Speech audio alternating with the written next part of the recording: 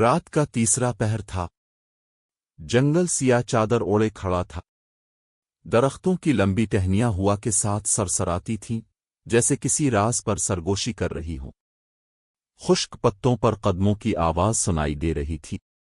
وہ آدمی بار بار پیچھے موڑ کر دیکھتا۔ اس کے کپڑے میلے تھے، چہرے پر تھکن جمی ہوئی تھی۔ اس کا نام زویار تھا۔ اچانک بچاؤ! ایک چیخ نے رات کا سکوت چیر دیا۔ زویار کے قدم وہیں رک گئے۔ سانس تیز ہو گئی۔ اس نے کان لگا کر سنا۔ آواز دوبارہ آئی، اس بار کمزور مگر قریب۔ وہ گھبرا گیا۔ اس کے ذہن میں اپنی جھونپڑی کا منظر ابھرا، دو چھوٹے بچے جو اس کے آنے کا انتظار کرتے تھے، اور بوڑھی ماں جس کی کھانسی رات بھر بند نہیں ہوتی تھی۔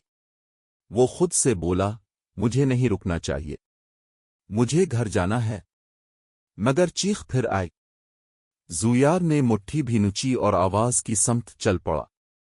پہلی مشکل۔ چند قدم آگے جھاڑیوں کے پیچھے ایک نوجوان لڑکی بندھی ہوئی پڑی تھی۔ اس کے کپڑے پھٹے ہوئے تھے، منہ پر کپڑا بندھا تھا، آنکھوں میں خوف جمع ہوا تھا۔ زویار نے تیزی سے رسیاں کھولیں۔ کون ہو تم؟ لڑکی نے کانپتی آواز میں پوچھا۔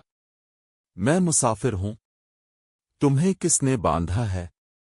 لڑکی نے جنگل کے اندر کی طرف اشارہ کیا۔ ڈاکو؟ وہ قریب ہی ہوں گے۔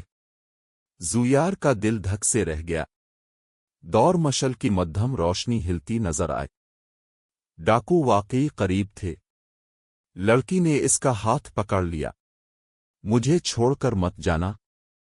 زویار کے ذہن میں اپنے بچوں کا چہرہ آیا۔ اگر وہ یہاں رکا اور مارا گیا تو ان کا کیا ہوگا؟ مشل کی روشنی تیز ہو رہی تھی۔ زویار نے لڑکی کو اٹھایا اور ایک گھنے درخت کے پیچھے چھپ گیا۔ دونوں سانس روک کر بیٹھ گئے۔ چار سائے پاس سے گزرے۔ ادھر ہی تھی، دور نہیں جا سکتی، ایک کرخت آواز گونجی۔ زویار کا دل پسلیوں سے ٹکرا رہا تھا۔ کافی دیر بعد قدموں کی آواز دور ہوئی۔ وہ دونوں چپ چاپ بیٹھے رہے۔ میرا نام عائشہ ہے، لڑکی نے دھیمی آواز میں کہا۔ میں قریبی گاؤں کے رئیس کی بیٹی ہوں۔ انہوں نے تاوان مانگا ہے۔ زویار چونکا۔ رئیس کی بیٹی؟ اس کے ذہن میں بجلی سی کو نہ دی۔ اگر وہ اسے گھر پہنچا دے تو شاید اسے اچھا انعام مل جائے۔ اس کے بچوں کا مستقبل بدل سکتا ہے۔ عائشہ چل نہیں پا رہی تھی۔ اس کے پاؤں زخمی تھے۔ زویار نے اسے سہارا دیا۔ جنگل گھنا تھا۔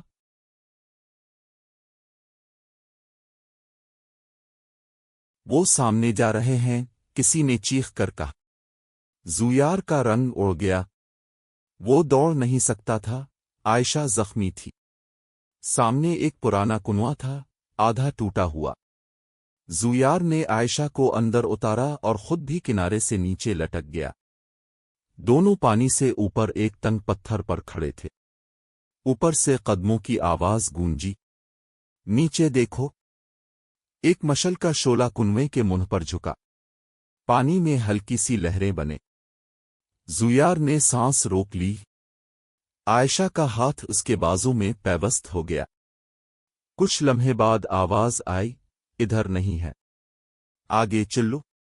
قدموں کی آواز پھر دور ہو گئی۔ زویار نے تھکی ہوئی سانس باہر نکالی۔ تیسری مشکل۔ جنگل ختم ہوتے ہی گاؤں کی مدھم روشنیاں نظر آنے لگیں، مگر عائشہ رک گئی۔ وہ سامنے۔ وہی ہیں، اس نے ڈرتے ہوئے کہا۔ گاؤں کے باہر رئیس کے دو آدمی کھڑے تھے۔ ان کے ساتھ ایک اجنبی بھی تھا جس کے کپڑے شاہانہ تھے۔ زویار نے آگے بڑھ کر کہا، میں اسے جنگل سے بچا کر لایا ہوں۔ رئیس کے آدمی چونک گئے۔ فوراً عائشہ کو اپنے ساتھ لے لیا۔ اجنبی نے زویار کو غور سے دیکھا۔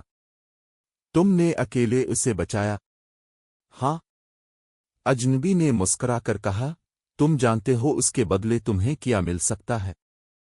سونا، زمین، آرام کی زندگی۔ زویار کی آنکھوں میں چمک آ گئی۔ اس کے ذہن میں اپنے بچوں کا ننگا فرش، ماں کی دوائی، خالی برتن گھوم گئے۔ مگر اجنبی نے آہستہ کہا، ایک شرط ہے۔ تم گواہی دو گے کہ ڈاکو دراصل رئیس کے آدمی تھے۔ ہمیں اسے نیچا دکھانا ہے۔ زویار ساکت رہ گیا۔ جھوٹ بولنا ہوگا بس، بدلے میں سب کچھ تمہارا۔ ہوا رک سی گئی۔ رئیس کے آدمی بے خبر عائشہ کو اندر لے جا رہے تھے۔ اجنبی قریب آیا۔ سوچ لو، تمہاری غربت ختم ہو سکتی ہے۔ زویار کے ہاتھ کانپنے لگے۔ رات گزر گئی۔ صبح رئیس کے دربار میں سب جمع تھے۔ اجنبی نے اعلان کیا، یہ شخص گواہی دے گا کہ رئیس کے آدمیوں نے سازش کی تھی۔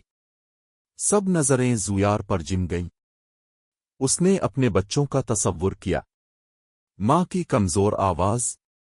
خاموشی طویل ہو گئی۔ بولو، اجنبی نے سخت لہجے میں کہا۔ زویار نے ہونٹ کھولے۔ میں نے جنگل میں صرف ڈاکو دیکھے تھے۔ میں کسی کو نہیں پہچانتا۔ دربار میں سرگوشی پھیل گئی۔ اجنبی کا چہرہ سیاہ پڑ گیا۔ تم نے موقع گنوا دیا، وہ دانت پیس کر بولا۔ زویار نے نظریں جھکا لیں۔ سے لگا اس نے سب کچھ کھو دیا۔ اسی لمحے عائشہ آگے بڑھی۔ ابا جان، اس نے رئیس کی طرف دیکھ کر کہا، یہی شخص ہے جس نے اپنی جان خطرے میں ڈال کر مجھے بچایا، اور یہی وہ شخص ہے جسے رات کو لالچ دیا گیا تھا۔ اجنبی چونکا۔ کیا بکواس ہے؟ عائشہ نے بلند آواز میں کہا، یہ شخص اصل میں بادشاہ کے دربار کا نمائندہ ہے۔ ہمیں پرکھنے آیا تھا کہ کون سچ بولتا ہے اور کون جھوٹ۔ حال میں سناٹا چھا گیا۔ اجنبی کا چہرہ بدل گیا۔ اس نے اپنی پگڑی اتاری۔ میں واقعی بادشاہ کا قاصد ہوں، اس نے سرد لہجے میں کہا۔ ہم نے رئیس کے گاؤں میں ایمانداری کی جانچ رکھنی تھی۔ اس شخص کو سونے کا لالچ دیا گیا، مگر اس نے جھوٹ نہیں بولا۔ زویار کے قدم ڈگمگا گئے۔ وہ حیران تھا۔ رئیس اپنی جگہ سے اٹھا اور زویار کے قریب آیا۔ تم نے سچ کو چنا، حالانکہ تمہارے پاس کھونے کو سب کچھ تھا۔ زویار کی آنکھیں نم ہو گئیں۔ چند دن بعد زویار کی جھونپڑی کے سامنے بیل گاڑی رکی۔ اناج کے تھیلے، کپڑے، دوائیں اور سونے کی ایک تھیلی اتاری گئی۔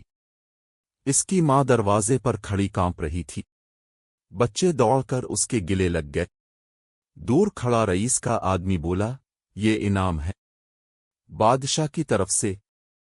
زویار نے آسمان کی طرف دیکھا۔ رات کا وہی جنگل اس کی یاد میں ابھرا۔ چیخ، کنواں، لالچ۔ وہ خاموش کھڑا رہا۔